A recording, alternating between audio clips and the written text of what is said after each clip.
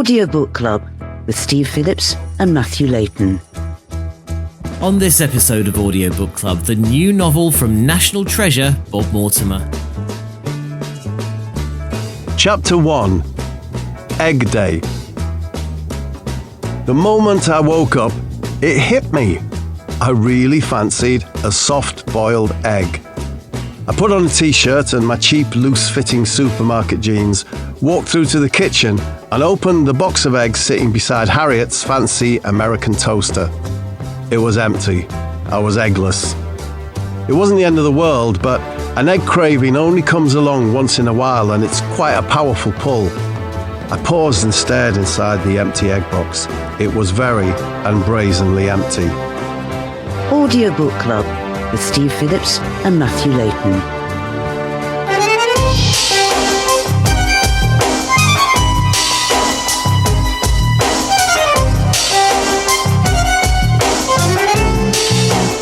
Hello and welcome to Audiobook Club, the podcast about audiobooks that just wouldn't let it lie, would you? You wouldn't let it lie, man. Yes. You remember, I'm a new conversion to the Church of Bob Mortimer. Oh, right, okay.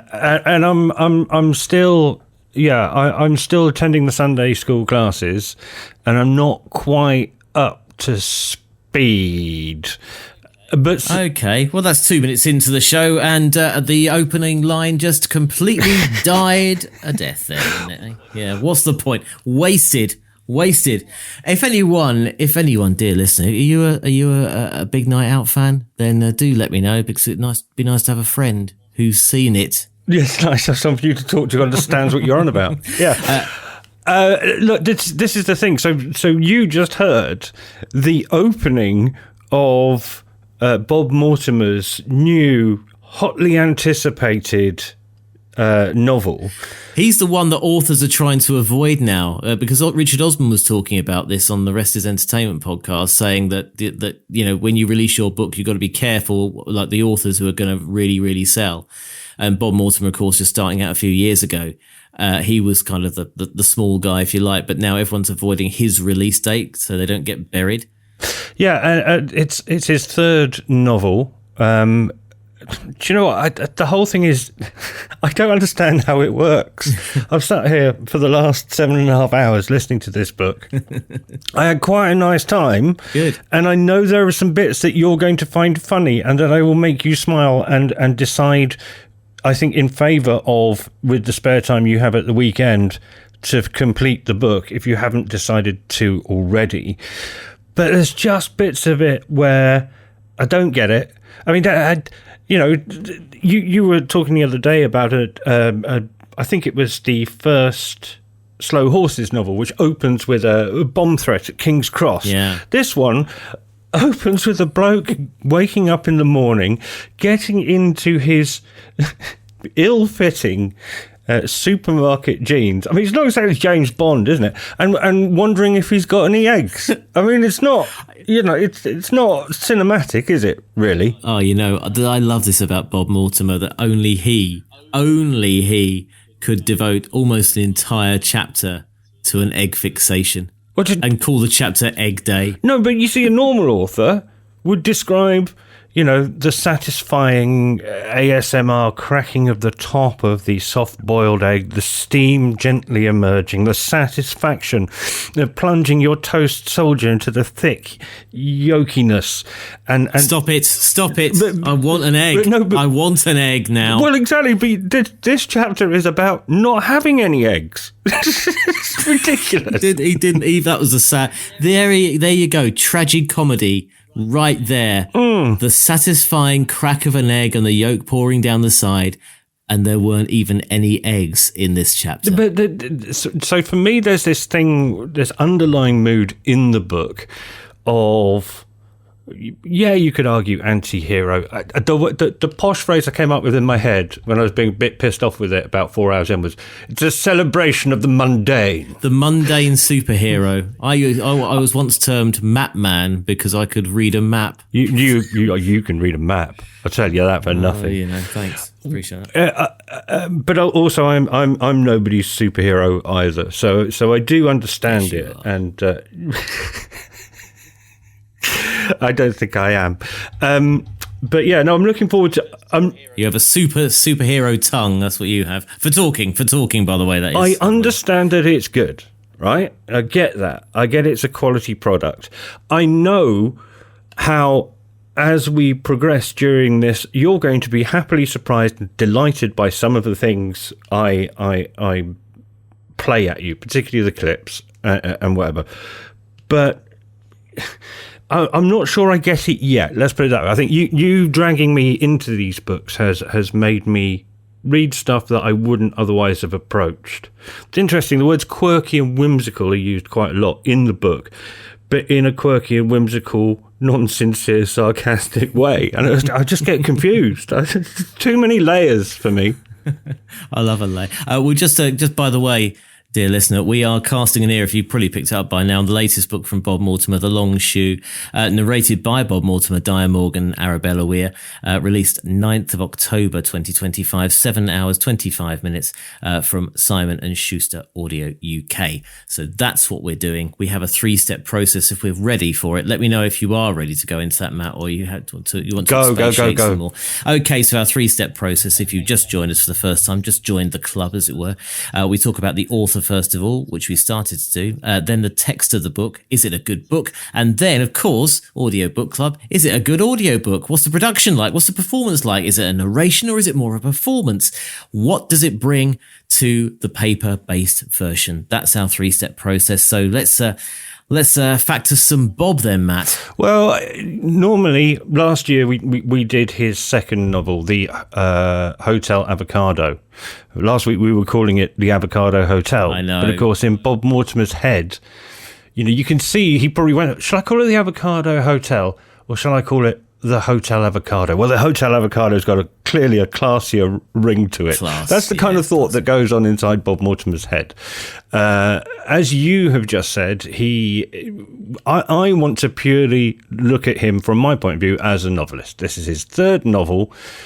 He sold 2 million copies, possibly of his first 2, but maybe there are some other books about fishing and stuff that he's written that may count into that. But as you say, the in the race for the Christmas #1, which you and I are following gently, after the Satsuma Complex, his first novel from a couple of years ago, and The Hotel Avocado, the publishing industry outside of Simon & Schuster Audio UK is quaking in its boots as to who is going to be the best-selling author at Christmas. And he's an outside bet. Would you say that, Steve? Oh, yeah. I think he's going to be right up there. I can see him getting 3 or 4. So that's my thing. I'm doing the... Okay, we've been through.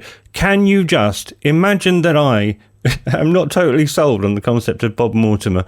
Perhaps I have been living somewhere else for a portion of my life. How would you sell him to me? What does he mean to you? Bob Mortimer is he's you can't describe it. He's a universe.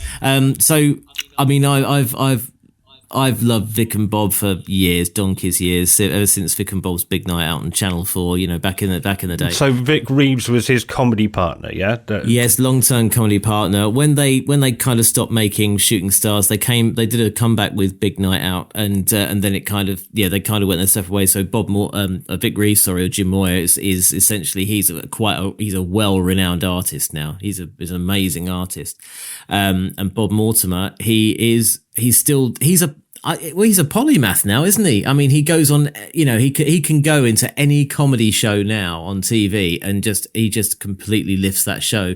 There are lengthy YouTube videos of Bob Mortimer stories on Would I Lie to You? He won this new show. I don't know if you've heard of it. Last One Laughing on Amazon. It's a huge Amazon one with Jimmy Carr presenting that they've thrown buckets of money at. Yeah, absolutely. He made Richard Ayoade crack up in the end. He won it. So, and anyone who can do that is going to win the thing. But so much else. They've had a brilliant YouTube series, by the way, this Foster's Funny series, Vic and Bob as well. So the characters they do, it's just the way they approach their comedy. It's purely surreal. It's kind of the comedy that I always sort of think back to the big comedy duos, Morecambe and Wise, the two Ronnies from back in the day, they're in that sort of aim. They're not mucky, not too mucky, and they're completely surreal. It's an amazing surreal humor they have. You have to go into their universe. Shooting Stars was just some of the best things I've ever seen that just made you howl with laughter. So check out all that stuff on YouTube if you've not seen. And now he's turned his hand to writing, as well as going fishing a lot with Paul Whitehouse. That's the other thing, of course. Yeah, so he's a British national institution, famed for his surreal comedy, I would say, and has emerged from nowhere in the last 3 years, in his 60s, as a writer of quirky, whimsical novels, or whimsical, quirky novels that appeal. I can't imagine. Apparently, you sent me a link earlier on today saying that of all of the book podcasts in Norway, we are number 114, which yes, I was delighted by. But I doubt that covering Bob Mortimer and Vic and Bob's surreal humour is necessarily going to play to. It's not necessarily going to play to a Norwegian audience. I don't think. It's going to be 115 next week. Yeah, we have to take a hit in the Norwegian book podcast charts. Do you ever wonder though? You've got Richard Osman, Bob Mortimer, these people who just kind of are famous for one thing, and then become hit authors. Have you ever thought about writing a book? Have you ever thought about writing a book? You've asked me this before, and do you know what? This week I got very close to wanting to write a book, and the reason I got so close is because I was waiting for this book to come out. I had to find something else to read, and I went on to Amazon Plus, and I found Audible Plus, sorry, and I found something free to listen to. I'm just going to look it up on my phone as you speak. It was called Black Notice, and is by a person called Joy Ellis. And frankly, it was the worst written book I think I've ever read. The characters lack depth. The consistency. I just went, I could do a better job than this. I've never really wanted to.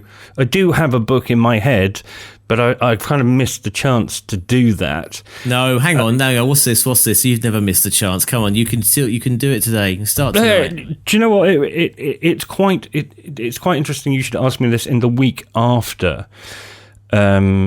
We have done the Lionel Richie story, because it's about somebody who is in. I wanted to be a travelogue / biography of famous 1970s soul music artist, king in Ghana, and barbecue sauce entrepreneur Isaac Hayes, also the voice of Chef in South Park, and the man who, when recording with Sam and Dave, went for a quick toilet break to try and think of a hook for a song, and they said, "Oh, I think we've got it," and he went, "Hold on, I'm coming," and they found the chorus to the song. So he was a proper polymath, not just writing funny things in books and writing things.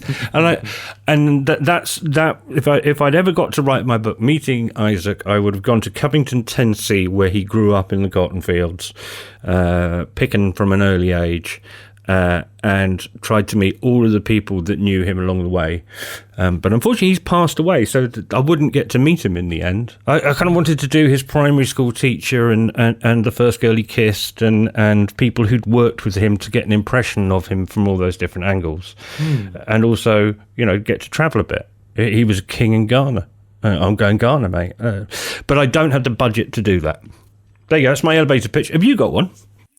Well, if it helps, there's a book, I don't know if you've read this, by Graham Chapman, called The Liar's Autobiography.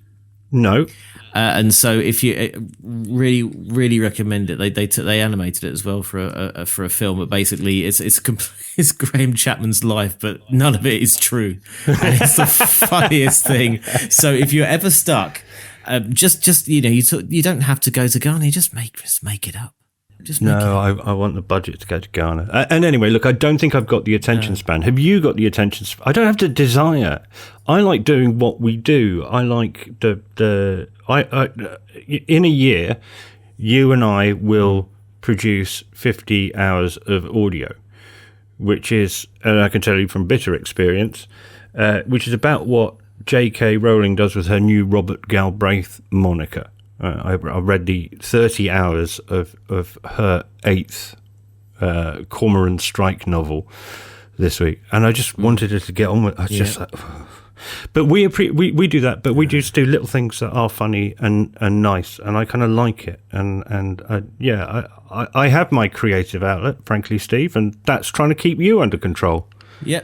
Yeah, indeed. There you go. Well, maybe time to find out a bit more about the book, I guess. Yeah, that's why we're here. I remember now. Tracking us back there.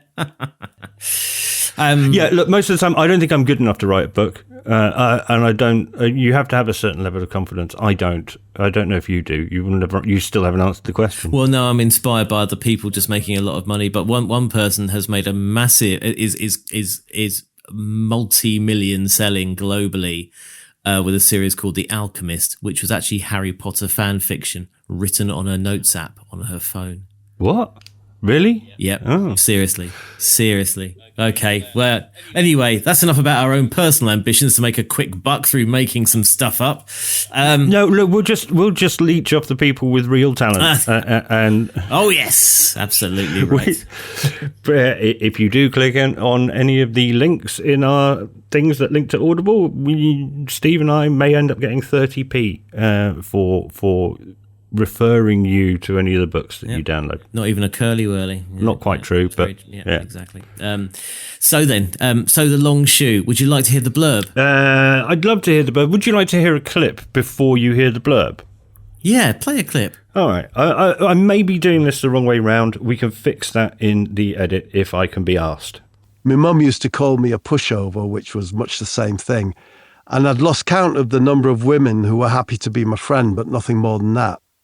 I'd never been sexy or intriguing, and even this young lady had picked up on that. Harriet sometimes used to say I was like the boy next door, but without the latent appeal. Yeah, you know what? I mean, it's funny, but it's also very true. I think we've all been there, aren't we, lads? Eh? Yeah, no latent appeal. I think you and I can sign up with our supposedly non-toxic masculinity, which is maybe not always a good thing. This is why Bob Mortimer speaks to us. Really, a little bit left behind. I may have to agree with you on that one. Yeah. Well, let's find out a little bit more about Matt then. Bathroom salesman Matt is at a crossroads. He has lost his job. He's about to be made homeless, and his girlfriend has left him. He wants his luck to change, and he wants things to go back to how they were. Out of the blue, he's offered a job that comes with a free luxury apartment. He hopes this might be enough to tempt her back. But as events unfold, it starts to dawn on him that perhaps she didn't leave of her own accord after all. There's the blurb from the book. I'm gutted that I couldn't listen to this whole thing today when it got released, and you obviously could. So I'm really looking forward to getting through this book. So yeah.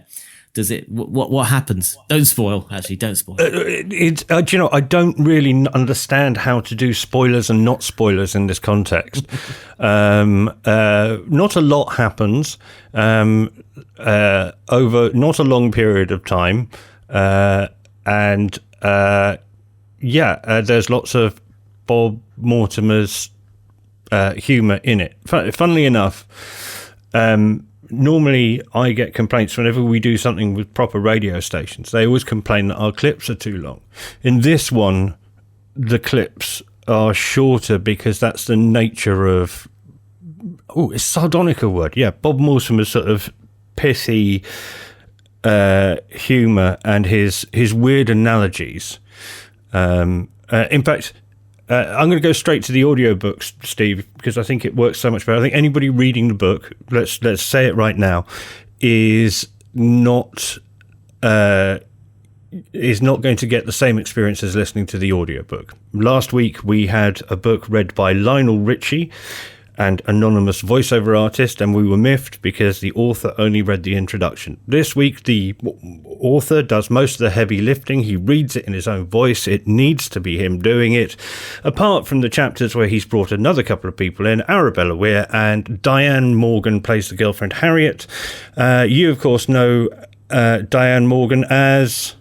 Oh, Philomena Kunk, of course. Right. Now, explain Philomena Kunk. Again, to an international audience, what is a Philomena Kunk? Well, Philomena Kunk, I mean, the thing is, Philomena Kunk is now international. So Philomena Kunk is essentially a parody kind of talking head that you would get. So this started from the world of Charlie Brooker and his Wipe series, where essentially he would, there were two people who would comment on the news and what was happening in quite a really basic way. Sort of like a base talking head. I thought you would bring up Charlie Brooker, and again, for an international audience, Charlie Brooker is the evil overlord behind the Netflix series Black Mirror, which I think is more of an international success than Philomena Kunk is, if that's fair enough. Well, I mean, you say that she is. I'd say she's getting to be on a par now. She's doing all the American talk shows. She's on Netflix. Yeah, she's really popular now. She's pretty much global mainstream now. Behind. So the idea is that she is a meant to be playing a useless reporter who says silly things that are slightly wrong. And she does interviews and documentaries, yeah? Yeah, I mean, in a soundbite, yes, but it is so layered. The kind of question she has, basically the where the humour really comes in. She's done several sort of called Moments of Wonder. Started off as like a 3-minute slot during the Wipe series, but has become since documentaries. I mean, Kunk on Life, Kunk on whatever, Britain, whatever it is, and she would ask experts just some really base questions. And with hilarious results. YouTube, if you've not seen a YouTuber, but you probably have heard of her, and you probably have seen her, to be fair, by now. So there are three things. Number one is Ali G and Dennis Pennis were 25 years ago. Surely we're over this fake interview thing. I'm not. I love this stuff. I love it. It's great. I love it. Number two, I love the way Charlie Brooker writes, and loved any time I got to catch one of his weekly news wipe or screen wipe series about current affairs / television. They'd be brilliantly sarcastic and bitter and funny, but somehow with a heart. And then he would, he had a little slot in his show instead of a commercial break where he introduced new acts, didn't he? He gives a slot to someone, has done for the last 15, 20 years when he makes those programs. And Philomena Kunk came out of that.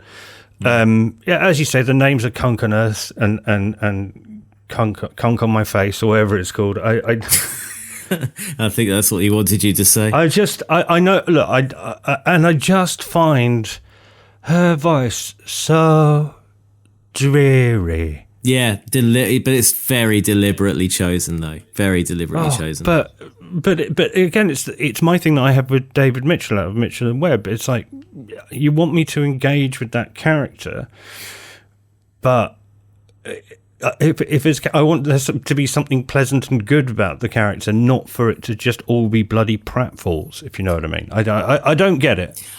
Perhaps because I'm a chippy southerner as opposed to a chippy northerner.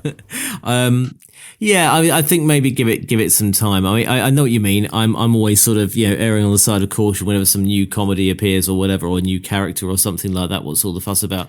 But I clearly need a decade and a half. but I love this sort of comedy. If there's anyone who's sort of sending, I really love the form. I'm a real nut for TV and how it's made, and nut for radio and how it's made, and nut for the news media, whatever it is, and how it comes about. So anything that comes out which pricks the pomposity of it, the sheer silliness of it, the fact that Charlie Brooker, I mean, you say you do like Charlie Brooker, and basically Philomena Kunk is an extension of that universe, if you like, and same with Barry Shitpeas, although he didn't get his own series. That was the other correspondent. What was the American one called? He's actually a comedian. It was Doug Stanhope. Yeah. No, I remember that. And he's actually, he's like a proper American comedian. He's not like a stand-up character. He's a real guy. Still doing his thing. Okay, let me reel you back in, because I understand that you are an evangelist for this particular form. Yes, moving on to the other narrator. Well, no, not at all. No, I thought we did, when we did Hotel Avocado last year, we did quite a lot about Bob Mortimer and how he spoke. And the interesting thing that's happened here is that the voice of Diane Morgan that you're used to from Philomena Kunk and the Charlie Brooker universe has moved across to the Satsumaverse to become, frankly, Bob Mortimer's meat puppet. So where was I? That's right. I was telling you about my first boyfriend, Graham. I only had one other boyfriend prior to the arrival of Matt. He was called Nick. We met for the first time about 6 years ago at a food and music festival in Hyde Park, Leeds, where I was working as a legal executive with the local council. I was sat alone on my green tartan picnic rug, wearing extremely oversized pink-framed sunglasses and my meat is murder t-shirt while eating a sausage roll. See, I knew I was going to get you with that. Do you want another one? Yeah, go on. Go on. All right, here you go. I'm going to make you laugh again. I understand that this is good product. Yeah, send me your pratfalls. I love a pratfall. Here we go. I didn't want to take Matt by surprise, so I knocked on the door rather than use my key. Nothing stirred, so I stooped down to have a look through the letterbox. I was hit with an unfamiliar smell, quite unpleasant, as if someone was grilling sick. Oh, God. I mean, it's just a very short, sharp analogy, isn't it? That's really grim. And again, I knew you would laugh at those. I picked out the ones that are going to go, Steve is just going to be all over this, and he's going to be excited about the intersection between Diane Morgan and Bob Mortimer. Yeah. And they did make me smirk. They didn't make me belly laugh. But I understand that it is good. While I get that it's good, but yes. I don't get it. If you see what I mean. If you, absolutely. If you enjoyed shooting, do you ever watch Shooting Stars back in the day? Not really. Okay, well, yeah. So this you can just picture Bob Mortimer saying the phrase "grilled sick," grilling sick on Shooting Stars, and it would be absolutely riotous. It would be brilliant. And so you didn't on day of release when we were recording, you didn't get to chapter, basically out of about 50 chapters, it's chapter 12 before you hear Diane Morgan's voice for the first time. You didn't get that far and hadn't sort of preconceived what those meetings of two worlds that you actually like would be like. Are you satisfied so far? Do you think that you know where you're going to be what you'll be listening to this weekend when you've got some time to yourself? Without a doubt. Yeah, absolutely. Yeah. Can't wait. Cannot wait. Well, we should get Arabella Weir as well, of course, in this. Oh yeah, she turns up. Another legendary voice and character actress, comic lead character. Yeah, she turns up for 2 chapters. She was fine. Yeah. Look, the good things that come out of this for me are I love the fact, and you can tell this from Egg Day at the very beginning. This book is refreshingly unfilmable. While everybody else is writing car chases and underwater knife fights, there's just nothing here that you would want. And all of the thoughts are internal. It's unfilmable. I think the peak of this is the audio with the different actors playing the parts and the author being one of those actors. I think that's good. And also, in the end, and try not to spoil any plots, but it actually turns out that the characters do have good hearts, and that actually the underdog, the anti-hero, the bit where you and I would feel aligned to this. Sometimes your girlfriend doesn't want you to get involved in a fist fight and thinks it's a stupid idea, but loves you anyway. Yeah. I like that. There's no podcast audio there, is there? That's kind of run into a skid mark of grilled sick. I by the way, I am developing something called the Bob Mortimer analogy generator. Yeah. And what you need to do is at the beginning you have Leica, and then you have Reel 1, which spins round obscure 1970s brands, and then number 3, which spins round something to do with an obscure animal. So, for example, it's like Cusson's Imperial Leather. Made with pilchards. You can do it yourself. Yeah, I did. I think I found his secret formula, and once you've seen the little wizard is actually just wizened. Yes, you know. But again, I've a little simplistic, but I get the thrust of what you're saying. One thing I would say is, I think maybe you need to immerse yourself in a little bit more, Bob. If you ever watch his panel appearances on Would I Lie to You, there is one where he just says the simplest things, but the simplest and most ridiculous thing that sounds believable, but it's off. And one of the stories he had to lie about or tell the truth about was when he ended up at Chris Rere's house after a long day out in the rain, and Chris Rerer said, I've run you a bath, if you like. I've run you a bath. I mean, even just that, Chris Rerer runs you a bath. I've popped an egg in it for you. Like it's a good thing. Yeah, but you see, I know this because I did that last year, and I'm quite happy for one of my 365 days a year to be Bob Mortimer influenced. I think it makes me a better, more rounded person. It does, yeah. But I'm not going to go down that YouTube rabbit hole again. I've done my duty. Yeah, all right. I hear what you say. I appreciate it's good. Now let's move on. Okay, right then. Well, are we done then with the long shoe? Do we like the long shoe? You recommended it. You've read it. Oh, by the way, we were speculating last week and going, "What's a long shoe?" And I was going, "Is it a 1970s orthotic aid, or is it something to do with a gambling?" Nah, it's just it's a long shoe. But that's probably a spoiler. I've probably ruined it. I'm going to get sued now. Bleep that out. Okay. Well, what do you think of the book? You've read the whole thing. I'm yet to. So. What say you? You've got a lovely weekend ahead of you.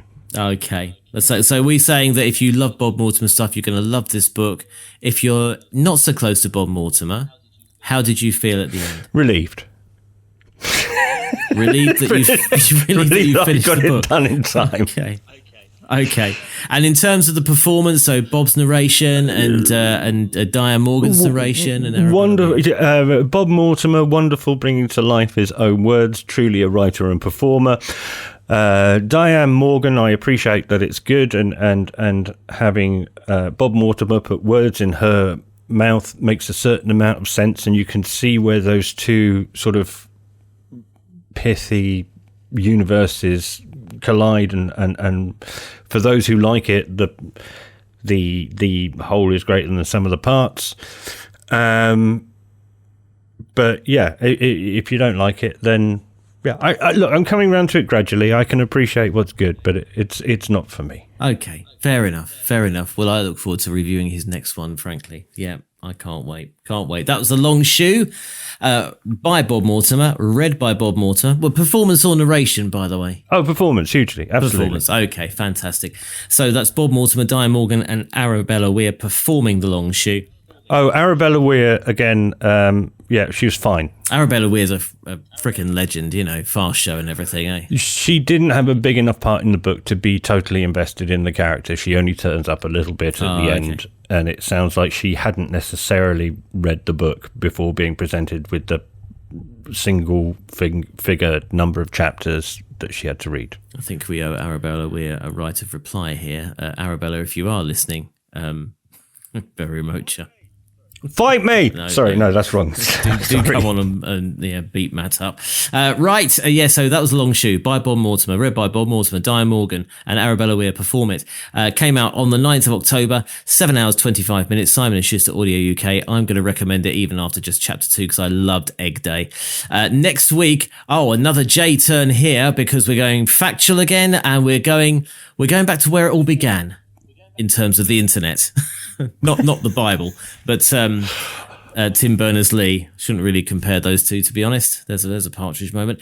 This is for everyone. The captivating memoir from the inventor of the World Wide Web by Tim Berners-Lee, narrated by Stephen Fry and Tim Berners-Lee. I guess it's Tim Berners-Lee saying, and now here's Stephen Fry to read the book.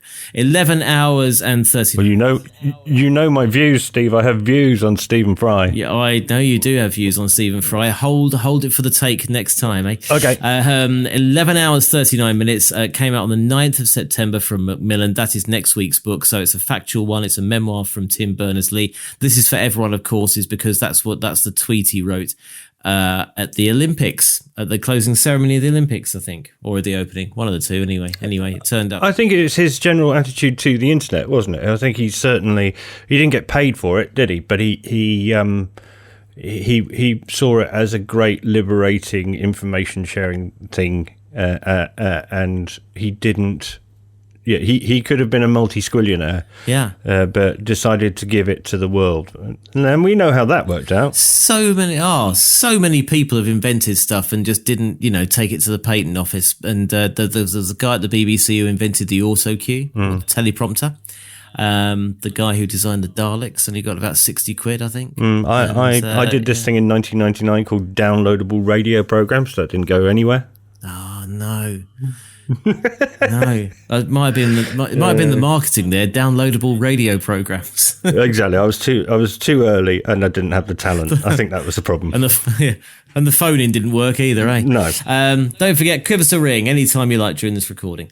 That's it then. We're on Blue Sky and Instagram at Audiobook Show. Our hashtag, of course, is Audiobook Club. Have you read The Long Shoe? Tell us your thoughts about The Long Shoe.